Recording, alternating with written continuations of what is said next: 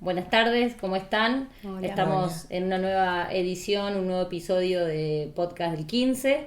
En este caso nos convocan las segundas jornadas de filo que se realizan acá en nuestro instituto. Nuevamente, una apuesta para reunirnos en torno a la filosofía y abrazando a quienes vienen a compartir con nosotros en esta nueva, en este nuevo riesgo, en este desatino controlado en el que estamos, con la ilusión de aportarle a nuestra carrera, a nuestra comunidad, a nuestro estudiantado y entre docentes y bueno, la comunidad toda, ¿no? Estamos acá con Analia Arias y Sabrina De Luca. Las invito a que se presenten ustedes, cada una comentándonos un poquito quiénes son, y vamos a charlar un poquito sobre arte, filosofía y cuerpo con nuestras invitadas de lujo. Bueno, gracias. No sé, Sabrina, Sí, ¿querés? bueno, yo soy Sabrina De Luca, gracias por la invitación. Estamos en estas jornadas que son una preciosura, que nos hayan invitado a participar. Además, pensar el vínculo entre filosofía y educación hoy me parece que es súper relevante y súper importante y que nos atraviesa a todos, y está buenísimo estar acá, poner el cuerpo. Y bueno, soy profesora de filosofía por la Universidad de Buenos Aires, escritora, y bueno, vengo con mucho gusto a compartir. Bueno, yo soy Analia, también muy agradecida por la invitación, por compartir, conocer a Sabri, conocerlos a ustedes, conocer el instituto. Me alegra muchísimo que en esta comunidad tengan un profesorado en filosofía. Me alegra por la comunidad, me alegra por todos. Estar pensando justamente, la filosofía es pensar, es sentipensar, como decimos ahora también, por suerte, en donde el cuerpo empieza a tomar preponderancia. Bueno, es una tarea.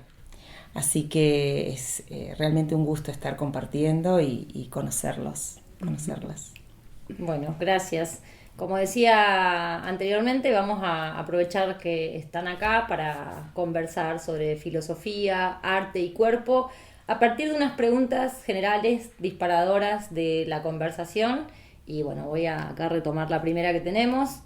¿Cómo definirían o definiría cada una esta relación entre arte y filosofía?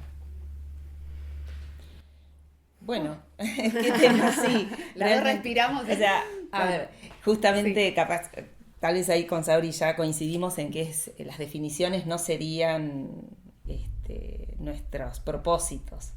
Justamente esto de tratar de delimitar, no, justamente la filosofía se caracteriza por la apertura, digamos, siempre el valor de la pregunta y del pensar, del rumiar. Pero bueno, la filosofía vinculada al arte, uno puede pensar desde muchos lugares. A mí se me ocurre en principio al arte y al cuerpo, ¿no? Porque vamos por ahí.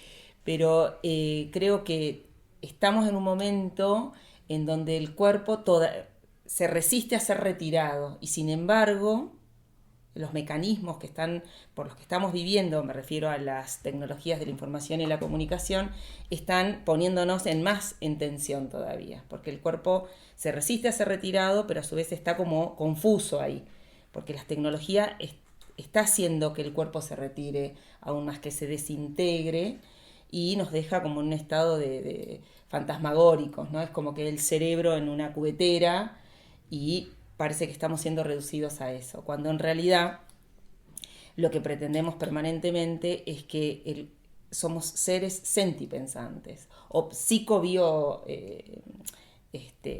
¿cómo es? Sí, seres sentipensantes en el sentido de que el cuerpo también tiene memoria, el cuerpo también piensa, también conserva información, expresa. Somos seres expresivos. En ese sentido hay que tratar de pensar la filosofía y el cuerpo y el arte, ¿no? Bueno, el arte en la Argentina podría ser un camino interesante para explorar, ¿no? Lo que le sucede a los artistas también en la Argentina en relación al darse la oportunidad de pensar como artistas latinoamericanos, ¿no? No sé. Sí, a mí me parece que hay toda una tradición ya de que se entiende que la filosofía, porque así nos lo han enseñado, no tiene nada que ver con el cuerpo. La filosofía es el lugar del logos. Pero en realidad el aula de filosofía es el lugar del logos, pero también es el lugar del eros. Hay gestos, hay palabras, estamos todo el tiempo enseñando con el cuerpo, incluso sin darnos cuenta, ¿no? Entonces hay que reconocer que no son dos polos separados, el cuerpo y el pensamiento, sino que es una unidad, ¿no? Estamos tan atravesados por los dualismos, ¿no? Tipo razón, pasión, mente, cuerpo. O sea, todo está como escindido cuando en realidad, como diría Merleau-Ponty, el cuerpo es un cuerpo que piensa. Digo, es al revés. Entonces, no está todo en el pensar. Entonces, creo que como docentes tenemos que integrar una erótica pedagógica, ¿no? En el sentido de revalorizar el deseo, fomentar el deseo. Nosotros los profes de filosofía creo que, y estamos de acuerdo en esto, enseñar filosofía es enseñar el deseo de desear pensar. Entonces ya desde el vamos hay un registro necesariamente corporal. Pero eso no se está viendo, digamos, creo que es un esfuerzo que debemos hacer como docentes, tratar de generar de integrar, digamos, los afectos, ¿no? Lo que el otro siente, incluir las emociones, y no que sea todo logos, ¿no? Todo, bueno, aprendamos Kant, nosotros enseñamos hasta sin palabras, sin decir nada. De hecho, los docentes que ustedes recuerdan como sus favoritos de su propia enseñanza, su propia trayectoria escolar, tal vez no se los acuerdan tanto por sus cuerpos. Pienso que nos los acordamos porque el cuerpo está vedado, porque hay escritorios que nos cubren los cuerpos, porque el cuerpo parecería ser vedado en el aula. No sé, tal vez nos acordamos de esos docentes por una palabra justa, una mirada, un gesto. Enseñar es ante todo enseñar con el cuerpo, porque es el situado del aula, estamos encarnados ahí y todos, digamos, uno enseña con y desde el cuerpo, y a veces hay un olvido de eso. Porque, como diría Nietzsche, ganó Apolo sobre Dioniso, ¿o no? Mirá, yo estoy pensando en función de lo que vos estás diciendo. El cuerpo es algo que es parte del análisis de la filosofía actual, ¿no? Traer al cuerpo. Hay un humanismo, podríamos decir, que es el humanismo occidental de la filosofía clásica, que centró, digamos, el análisis en la dicotomía cuerpo-alma. Si nosotros vamos hacia los humanismos pensados desde nuestro territorio latinoamericano, nos vamos a encontrar que esa dicotomía contrasta, choca. Entonces habitamos esa tensión. ¿Por qué? Porque en nuestra territorialidad latinoamericana esa dicotomía no está como parte de nuestras raíces, pero se nos ha impuesto.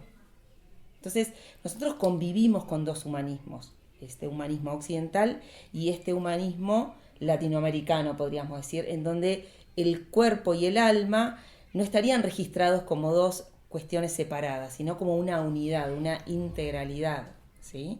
Pero como es parte de nuestra historia tener que conocernos, ahí estaría lo interesante de ir al arte, por ejemplo. Ir al arte barroco, por ejemplo, ¿no? Hacer ese recorrido, ese ejercicio de conocer nuestro arte latinoamericano para a su vez poner en tensión esta idea de los individuos como átomos que se encuentran, ¿no? E interaccionan. Entonces, a través del arte latinoamericano se podría trabajar, pienso en las aulas, fisurar el individualismo que se nos instala, ¿sí? Y poder ver que a través del arte, y por eso el arte también a veces es resistido, ¿no? Porque el arte tiende a ser una construcción colectiva. En el arte hay una participación, no solo corporal, en donde yo tengo que tocar el cuerpo del otro, ¿sí? Encontrarme en ese aroma, en ese hedor, como dice Kush, por ejemplo, ¿no? El hedor del otro, ¿sí? Sentirlo, mirarlo. La mirada, los filósofos clásicos como Sartre han trabajado la mirada, pero fíjense que si nosotros intentamos mirarnos de manera sostenida y en silencio, comienza a haber una incomodidad. porque otra vez, esta necesidad de conocer algo que es nuestro, pero que evidentemente requiere de un estudio, que es lo corporal. Lo corporal no solo en la singularidad como el proceso de individuación, ¿no? Mi yo y mi cuerpo, sino la corporalidad que somos en relación con el mundo natural, que somos también, ¿no? Esta continuidad con la naturaleza. Bueno, justamente la filosofía, como sentipensamiento que es y como este ejercicio crítico, lo tenemos que llevar hacia esos lugares. ¿Por qué me incomoda el olor o el hedor del compañero? ¿Por qué me incomoda que me respire cerca? ¿Por qué me incomodo cuando me roza? ¡Ay, te toqué! Sí, aparte esto de enseñar es tocar sin tocar, dice Jorge La Rosa, porque recién cuando dijiste lo de tocar me acordé de ese autor que dice enseñar es tocar sin tocar, o sea, no necesito que el otro me toque, o sea, no la cosa, ¿no?, que me toque literal. Claro. Necesito que la palabra del otro toque algo en mí, me transforme. O sea, el aula de filosofía tiene que ser un aula en la cual uno entra de una manera y sale cambiado. Aunque sea en algo muy, muy, muy pequeñito, pero tiene que darse alguna cosa de, ay, me desencajó algo, ¿no? Algo me tocó, algo me transformó. Conmoverse como docente y conmover. O sea, hay algo que se tiene que dar, me parece, ¿no? Entre esta ética del encuentro que es el aula. Estamos todos en un encuentro transformándonos juntos, ¿no? Sí, en este intercambio. Y esto también, que si bien en filosofía se da mucho lo lingüístico, ¿no? Esto de poder llevar a los verbos, ir a los verbos. O sea, me conmuevo, ¿sí? Nos conmovemos, el conmover, o sea, yo me muevo con otros. Claro. Y también esto de lo colectivo, ¿no? Es justamente, tiene que ver con un proceso de historización también, ¿no? ¿Cómo es que hemos llegado a esta instancia en donde me creo ser artífice de mí mismo? Como que no necesito nada del otro. Entonces, esa expresión cartesiana, ¿no?, ya del yo soy, ¿sí?, romperla, ¿sí? Hay un otro filósofo que es Bakhtin, ¿sí?, que él dice, bueno, yo también soy, ¿no? Y ahí incorpora una fisura. Yo también soy, yo también me afirmo ante la presencia de este otro que dice yo soy. Claro, pero a la vez es terrible porque el yo soy cartesiano es un yo soy sin cuerpo. Claro, por supuesto, claro. Es terrible, es como, sí. ¿Yo soy qué? Dale, no soy una cosa que piensa. Soy una cosa que piensa y que siente, dice, pero sí, después le cuesta un montón probar la res extensa. O sea, le cuesta un montón llegar ahí, lo tuvo que hacer y lo hizo medio. Bueno, eso es otra discusión, pero digo, lo niega. Lo niega. Directamente. Entonces, ahí empieza todo en la modernidad. Somos muy modernos todavía. Nos cuesta un montón salir de ese yo soy porque pienso, digamos, o en tanto que pienso soy. Y eso se ve en el aula, todavía persiste, y en la academia, porque en la universidad somos el canon y el pensamiento, y no hay espacio, al menos en mi carrera, yo nunca tuve un espacio para el cuerpo. Ahí venía una de las preguntas. Claro, eso también lo estaba pensando. Sí, porque una de las preguntas que teníamos pensadas era como en su trayectoria como estudiantes, ¿estuvieron presentes los lenguajes artísticos? No, bueno, para nada, eso es lo que estaba justo. Cero. Academia dura y pura y todo. Sí. Y el otro día pensaba en esto, ¿no? Había cursado un seminario que se llamó Metafísica Estética del Paisaje, ¿no? Nunca hicimos una caminata, como claro, bien dice. El paisaje era pensar. No, y era todo imaginado. Y yo tenía que viajar para hacer ese seminario. Entonces, mientras yo iba en la ruta de San Martín a Neuquén, yo miraba el paisaje y disfrutaba de ese paisaje, pero permanentemente y me sentía reducida a esta cuestión también moderna visual, ¿no? Soy dos ojos y mi cuerpo se redujeron a dos ojos y tal vez que hacen la conexión con un cerebro para... Y esto de lo estético tiene que ver con la sensibilidad total, ¿no? Y bueno, y esa parte también estuvo como muy ausente en mi formación de base, del profesorado, de la licenciatura. De hecho, en la actualidad sigo haciendo los cursos que hago, ahora peor todavía, online. Entonces, creo que los lenguajes estéticos, sean, no sé, el teatro, la música, son fundamentales para estos tiempos. ¿Y qué le puede, o sea, qué consideran que le aporta? No sé si es la palabra aporta, pero Nos humanizan. al estudiante. Nos humanizan. Al estudiante de un profesorado de filosofía en este caso, pero de cualquier carrera. Presencia, conciencia, afecto, deseo, aprendizaje. Creo que no se puede aprender sin cuerpo, no se puede sentir sin cuerpo. Entonces me parece que aporta eso, que se vean atravesados por su conciencia de estar presentes, de ser, ¿no? Sí, y creo también que, o sea, en este sentido de que nos humanizan, ¿sí? Y nos muestran esto que somos, la precariedad que somos. Porque justamente si me resisto a sentir, si me lo reprimo, utilizando esa palabra, es que hay una precariedad fundamental que soy, ¿no? Y que me constituye como humanos, que nos constituyen como humanos. Y no me refiero a una precariedad en el sentido de que no tengo dinero, que esa es otra precariedad también, ¿no? Sino la precariedad de poder, ¿sí?, compartir la palabra, compartir el afecto, ¿sí?, esta dimensión afectiva, esta dimensión sensible, ¿sí? Me parece que ahí es fundamental el lenguaje, los lenguajes estéticos, todos. Yo creo que son una bomba de tiempo de sentires, nuestros estudiantes, pero que están reprimidos por la historia y por cómo nos enseñaron que funcionaba el aula, que es una funcionalidad dicotómica en donde por un lado está la figura del filósofo, entendido como el polo más activo, cis masculino si quieren, ¿no? Y por otro lado lo que representaría el polo más cis femenino, pasivo, que tiene que solamente recibir y está sumiso y quieto y tranquilo, o al menos lo que se le pide, ¿no?, en este disciplinamiento de los cuerpos que como siempre sucedió en el aula hasta ahora, de que viene del siglo XIX, son cuerpos disciplinados, quietos, y es como al que más se le permite el explayarse y el lucirse, es a ese el filósofo, ¿no?, que parece intocable.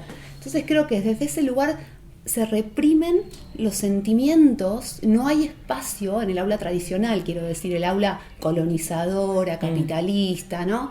Es un aula de disciplinamiento de los cuerpos con la que yo considero que hay que tratar de transformar, romper. Digo, el aula no es un espacio neutro, es un espacio político de disciplinamiento de los cuerpos, o al menos siempre lo fue. Ahora, por suerte, estamos cambiando un poco eso, pero cuesta y se nota en nuestros estudiantes, porque tienen una herencia de cómo significa el aula. Soy estudiante, entonces soy pasivo, me siento, escucho, con suerte tomo nota, después me voy, o sea, eso yo creo que el aula, si bien es eso, un espacio de organización de jerárquico, de jerarquías, también puede ser un espacio para generar un cambio en eso. Y creo que esa es un poco la misión o el desafío que tenemos por delante como docentes. Sí, y también los propios docentes. O sea, no solamente poner, si bien la centralidad de los estudiantes, ¿no?, pero también les docentes poder desarmarnos, ¿no? Poder abrir, incluso como profes de filosofía, abrir ciertas categorías, sobre todo las binarias. Claro, ¿no? El aula no binaria. Varón, mujer, civilización, barbarie, claro, no sé, cuerpo, alma. Hay que pensar en una aula no binaria. Desarmar esas dicotomías, desarmarlas. Hay que desarmarlas. Pero bueno, yo creo que es una tarea sumamente interesante y el arte, y sobre todo el arte latinoamericano, puede ser el elemento fundamental para plantear otro humanismo que justamente resista a ese humanismo con el que nos han colonizado, que tiene que ver con esta dicotomía tan fuerte que es la que separa el cuerpo del alma, digamos, ese dualismo, ¿no? Y que ha llevado a otras más terribles, como la de la civilización y la barbarie, claro, ¿no? Entonces, la barbarie puesta en el cuerpo, entonces tengo que reprimir todo lo que le sucede a mi cuerpo. Entonces, lo niego, esa bueno, resistencia puede llegar a tener que ver con esa negación del cuerpo, Claro, ¿no? que se nos enseñó desde siempre. Exactamente. pero hay que justamente, vuelvo a esto, a humanizarnos. Humanizarnos es justamente reconocer que hemos sido despojados de historicidad, por ejemplo, ¿no? Reconocernos como seres históricos involucra poder no solamente ir viendo objetivamente cómo sucedió el cuadro histórico, sino qué me pasó a mí como sujeto, a mí como hijo de una cultura, ¿no? No a mí singular solamente, ¿no? Como hijo de una cultura, hijo de una historia, como sujeto sociológico, antropológico, ¿no? Yo creo que acá también la filosofía tiene que dialogar con la antropología para poder entender también estas cuestiones que se están planteando de ruptura de estas dicotomías como la clásica del cuerpo-alma. Y el arte, bueno, insisto, ahí tienen esa tarea, no solo para con los estudiantes, yo creo que también para con los docentes que nos tienen que enseñar también a trabajar el cuerpo.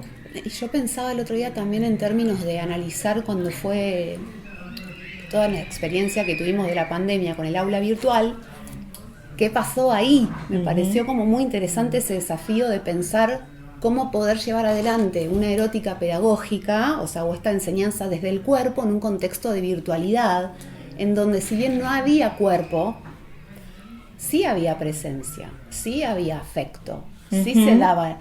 Incluso el que se conectaba y apagaba la cámara era una expresión. Entonces digo, ahí me pareció un paño que me llevó en mis investigaciones. Dije, esto está muy bueno para pensar esa presencia de la ausencia que implicó la virtualidad, y que así y todo, no había cuerpo, pero había una forma de presencia y de afecto y de necesidad de la mirada y de la palabra, ¿no? Y una expresión, quiero decir que no podemos eludirnos de nuestro propio cuerpo. Incluso si yo me conecto y apago la cámara, está mi presencia, ¿no? Ahí. Entonces, eso, digo, hay que, aunque digo para los estudiantes que no quieren abrirse al cuerpo y al sentir, nunca van a poder eludir su propia presencia y su propio cuerpo. Entonces mejor conectar con mi presencia y con la presencia del otro desde una hospitalidad, desde una integración, más que estar luchando, ¿no?, en una resistencia que hay que romper, que es absurda, que no puedes eludirte de tu propio cuerpo ni de tus propios sentires. Aparte de venimos de un cuerpo, de un vientre. ¿Entendés? Entonces también esta cuestión hay que es integrar importante. Sí, bueno, es un desafío. Sí. Me quedo con esto, ¿no? Como de pensar el cuerpo como lugar de conocimiento, y frente a esta posibilidad de sentir, pensar, abrir el cuerpo para generar preguntas sobre el propio cuerpo, sobre los propios sentires, y me imagino, para quien pueda llegar a tener una incomodidad con eso, es todo un riesgo animarse a bienvenida hacerlo. A esa incomodidad, Sí, bienvenida sí, a la incomodidad. sí. La incomodidad del cuerpo es experiencia de conocimiento. El que siente, comprende. Bueno, nos quedamos con esa frase. Muchas gracias, No, chicas. por favor, muchísimas por gracias estar acá, por por la tomarse el invitación. tiempo para esta charla, que es muy valiosa para toda nuestra institución, nuestra carrera. Y bueno, felices Genial. de recibirlas acá con un día soleado Sí, en muchas pleno gracias. otoño. Así que Muchísimas disfruten gracias, por favor. de las jornadas de hoy y bueno, de su estadía acá en nuestra Villa Langostura. Bueno, Gracias. gracias. Gracias.